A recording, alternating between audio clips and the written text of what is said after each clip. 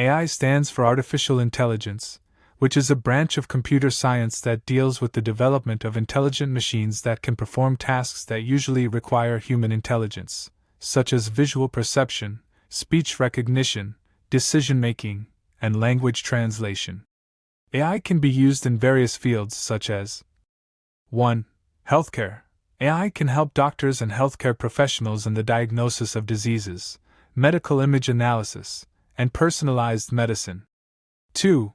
Finance. It can be used in fraud detection, risk management, and algorithmic trading.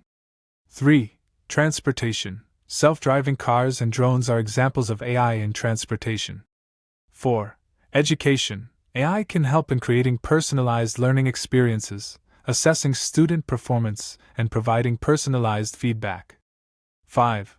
Marketing. AI can help in analyzing customer behavior, predicting their needs and preferences, and improving the effectiveness of marketing campaigns. To use AI, you need to have a strong understanding of computer science, programming languages, and machine learning algorithms. There are also several open-source AI tools and libraries available that you can use to build AI-based applications.